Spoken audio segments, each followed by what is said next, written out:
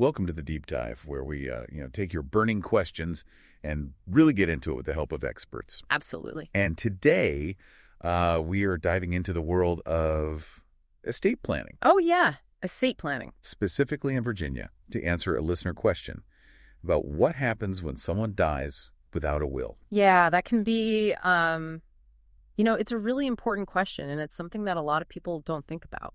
Yeah, a lot of people don't think about it, but it's crucial. So, but before we get into the real nitty-gritty of it, can you explain to us kind of the foundation here? What exactly is a will?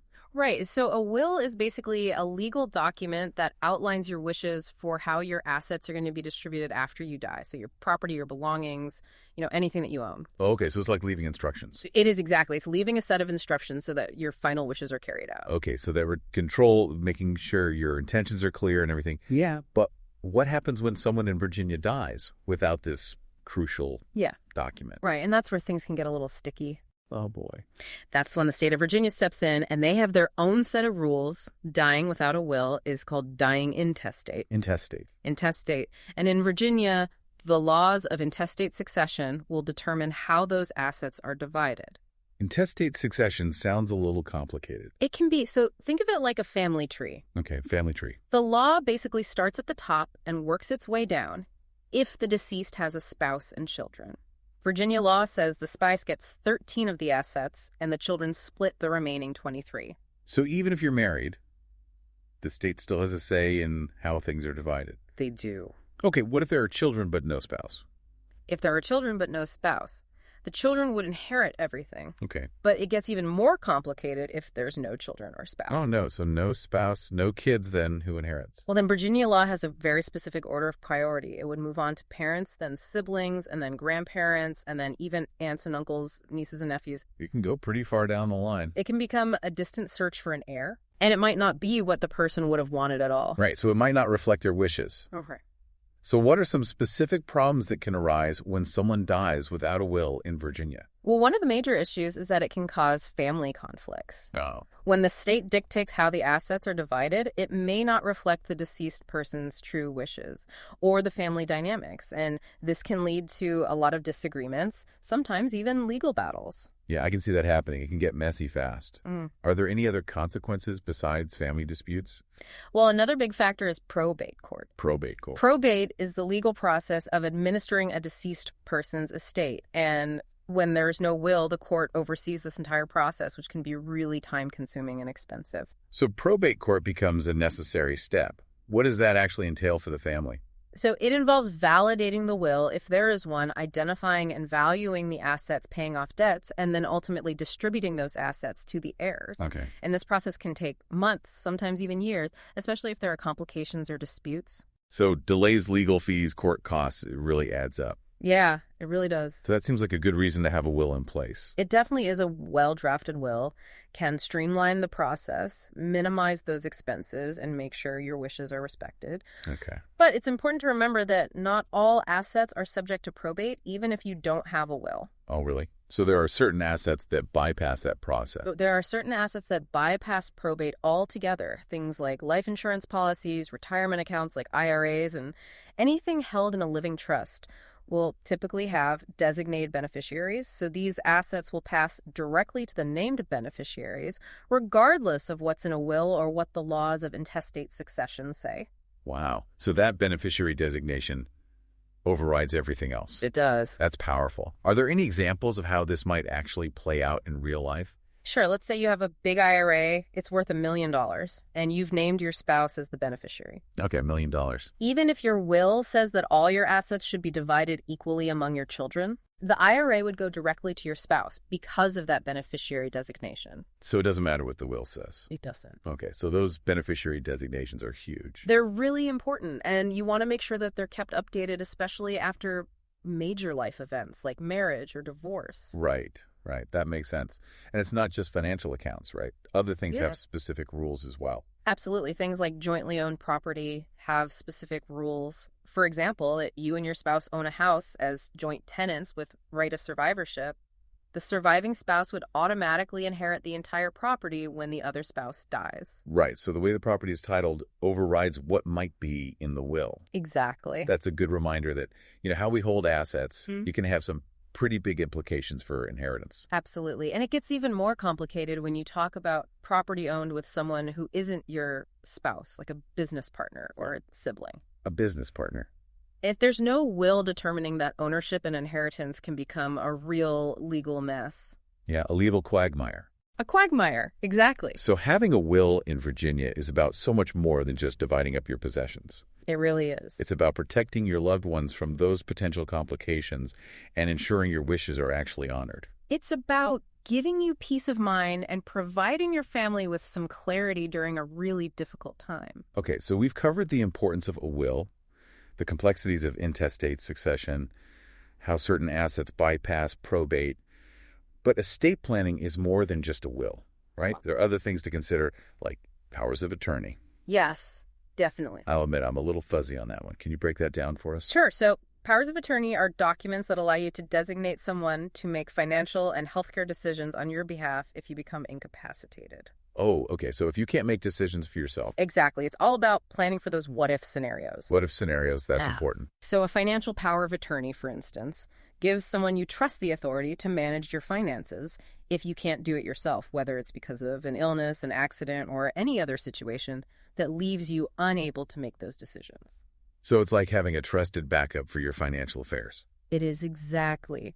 They can pay your bills, manage your investments, even buy or sell property on your behalf. That sounds like a huge responsibility. It is. It's a big responsibility. It is. Which is why choosing the right person is so important. You need someone that you trust completely, someone who understands finances and will always act in your best interest. Okay, so someone who had your back. Yeah. Absolutely. And what about healthcare decisions? Is that a different power of attorney? That is a separate document. It's called a healthcare power of attorney or a healthcare proxy. Okay. This one lets you choose someone to make medical decisions for you if you're unable to communicate your wishes, maybe because of an illness or an injury. So they'd be making decisions about treatments, surgeries, end-of-life care. Yeah. Exactly. It's an incredibly important document, especially for those who have specific wishes about how they want their healthcare handled if they can't speak for themselves. I can see that. So these powers of attorney give you control even when you might not be able to advocate for yourself. That's right. And they can prevent a lot of stress and confusion for families, especially during a really tough time. Right. Those what-if scenarios. Exactly. They provide clear guidance and ensure that your wishes are respected. Okay, so we've talked about wills and testate succession powers of attorney. Now let's talk about living trusts.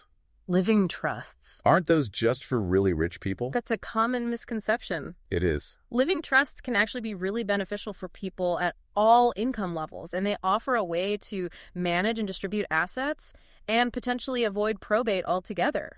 Wait, avoiding probate, how is that possible? Well, it all comes down to transferring ownership. Okay. With a living trust, you create a separate legal entity, the trust, and you transfer ownership of your assets to that trust while you're still alive. So you're giving control of your assets to the trust. In a way, yes. You as the grantor typically act as the trustee, so you manage the assets as you normally would during your lifetime. Okay. But here's the key. When you die, the assets in that trust bypass probate court, and they go directly to your named beneficiaries according to the terms that you've set up in the trust document. Oh, so it's a more direct route It is. for asset distribution. It is. Are there different types of living trusts, and how do you choose? Yeah, there are two main types, revocable and irrevocable trusts. Revocable and irrevocable. A revocable trust can be modified or even dissolved during your lifetime, so it gives you a lot of flexibility. So you maintain control. You maintain control, you can add or remove beneficiaries, you can change the terms of the trust, you can even terminate it entirely if your circumstances change. Right, so if you need to adapt your plan. Exactly. Okay, what about irrevocable trusts? An irrevocable trust, irrevocable, once you set it up, you generally can't change the terms or reclaim the assets that you put into it. This type of trust has different implications when it comes to taxes and asset protection. Okay. And it's often used for more specialized estate planning goals. So choosing between the two, Really depends on your specific circumstances and objective. It does, and that's why it's so important to consult with an estate planning attorney.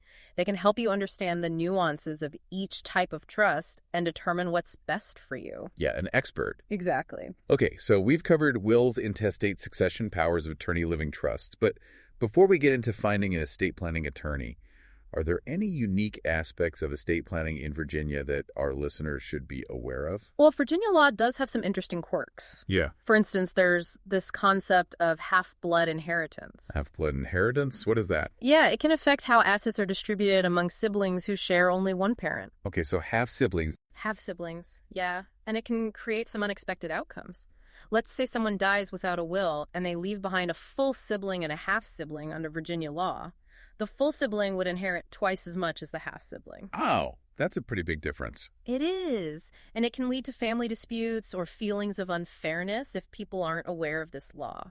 I can see that. So it really underscores the importance of seeking professional guidance.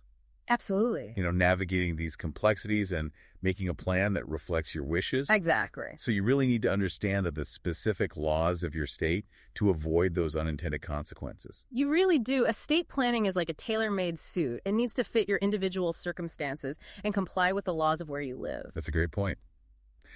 Okay, so Marylyn, before we move on to discussing how to find an estate planning attorney, let's give our listeners a moment to really digest all of this.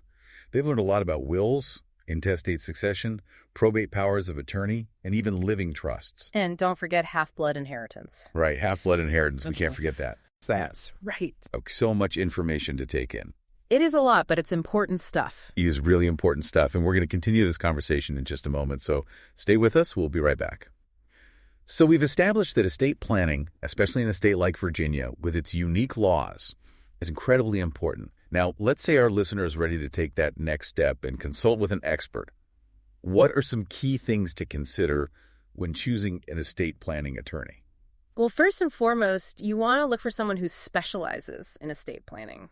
Oh, okay. Specializes. Yeah, it's a distinct area of law, and you want an attorney who's really familiar with all the intricacies of wills and trusts and probate and all of those things. It's kind of like going to a specialist for a medical issue. Exactly. You wouldn't want just a general practitioner performing brain surgery, right? Exactly. You want someone who knows what they're doing. Estate planning requires a very specific skill set and knowledge, so look for an attorney who has a proven track record in this area and who stays up to date on the latest laws and regulations in Virginia. So specialization is key. What else should our listener keep in mind? Well, experience is definitely a factor. Okay, experience. You want someone who has handled a variety of estate planning cases and can anticipate potential challenges or complexities that might come up. Also consider their familiarity with Virginia's unique laws, especially those quirky ones like half-blood inheritance that we talked about earlier. Right, the Virginia-specific knowledge, but beyond expertise. Are there any personal qualities or aspects to consider when choosing an attorney? Absolutely. Estate planning can be a very personal and sensitive process. It is. You're discussing your assets, your family dynamics, and your wishes for the future. So it's important to find an attorney who you feel comfortable with, someone who listens attentively, communicates clearly, and who you trust to handle these matters with sensitivity and discretion. It's almost like finding a therapist for your financial well-being. That's a good way to put it. You need that sense of trust and open communication. Yeah, absolutely. Yeah. So how does someone actually go about finding an estate planning attorney who meets all of these criteria? Well, word-of-mouth referrals are always a good place to start. Ask your friends, family members, or colleagues if they have any recommendations for estate planning attorneys they've worked with and trust. Okay, so personal recommendations, those are always good. Are there other avenues to explore? Absolutely.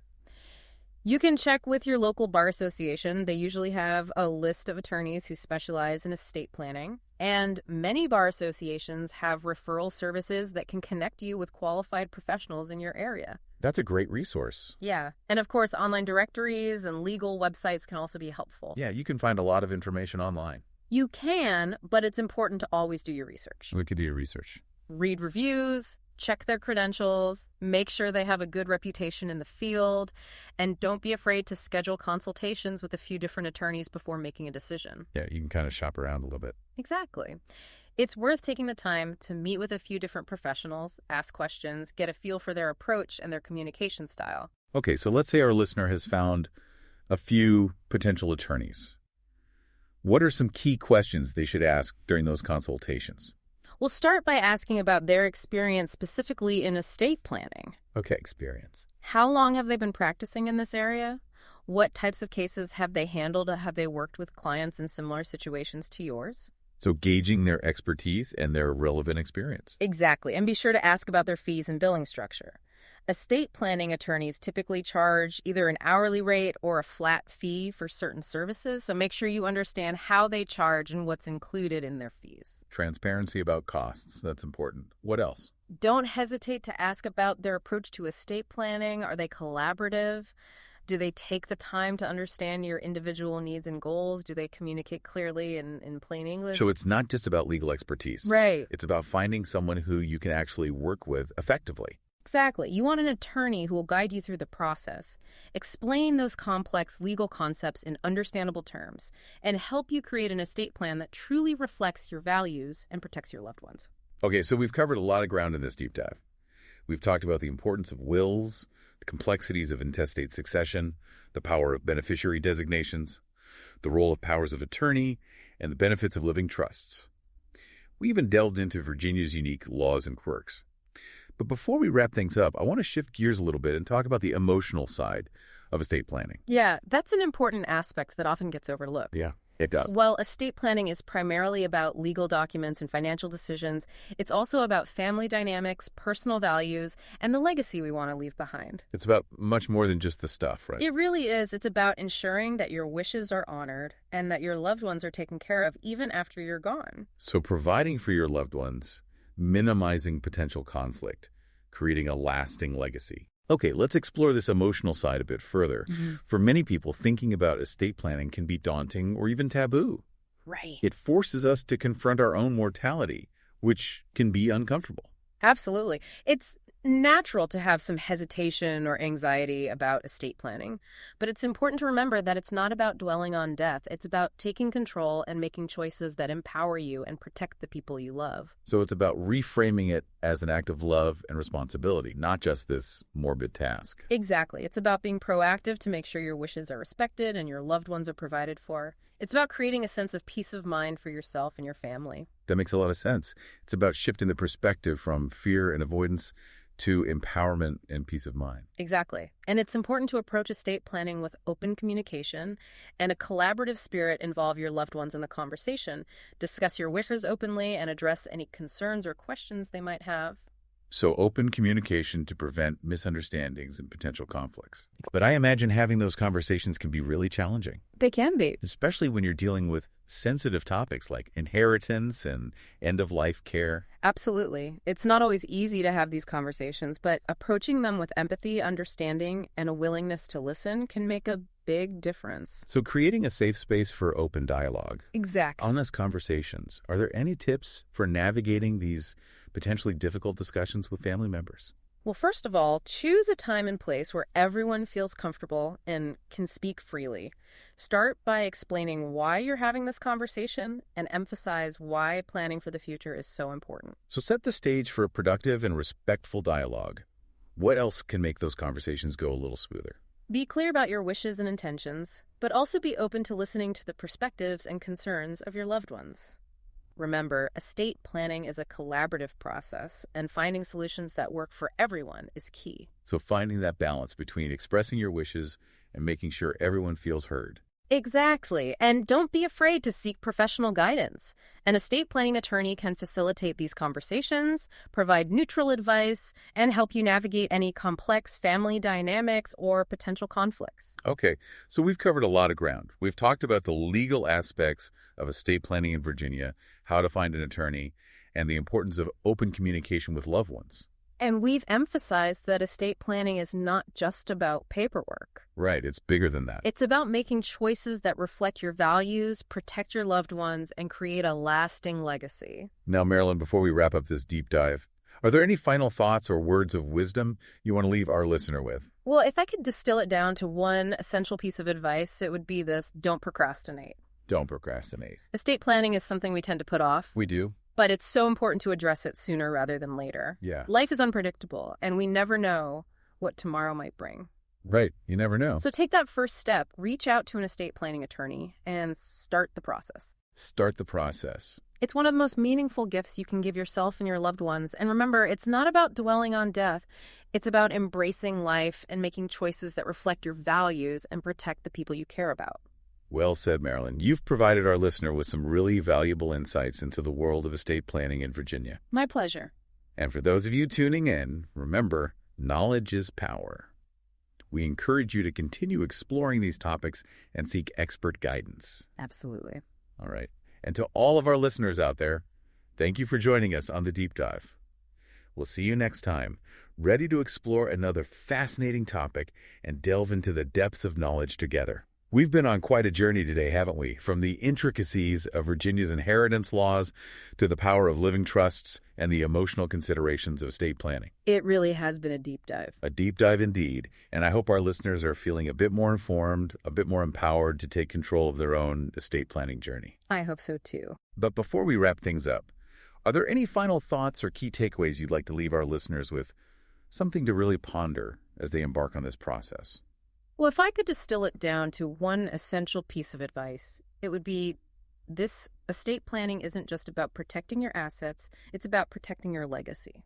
That's a powerful statement. Can you elaborate on that? What do you mean by protecting your legacy? Well, your legacy, it's so much more than just your stuff, your material possessions. Right, it's bigger than that. It's about the values you live by, the relationships you've nurtured, the impact you've made on the world. It's about the story you leave behind. So estate planning becomes a way to kind of ensure that your story is told the way you want it to be told. Exactly. It's about using these legal tools and strategies to express your wishes, to provide for your loved ones in a way that aligns with your values, and to create a lasting impact that extends beyond your lifetime. It's not just about the legal and financial aspects, but the heart and soul of your life's journey. Precisely. And when we approach estate planning with this perspective, it becomes less about daunting paperwork and more about a meaningful act of love and responsibility. It's about taking control of your narrative, ensuring your story continues to unfold in a way that honors your values and your vision for the future. Exactly. It's about leaving a legacy that reflects who you truly are and the impact you want to have on the world. Well, Marylyn, I think that's a perfect note to end on. You've given our listeners so much to think about, and I know they're walking away from this deep dive with a newfound understanding of the importance of estate planning, both practically and emotionally. It's been my pleasure. And to all of our listeners out there, thank you for joining us on the deep dive. We'll see you next time, ready to explore another fascinating topic and delve into the depths of knowledge together.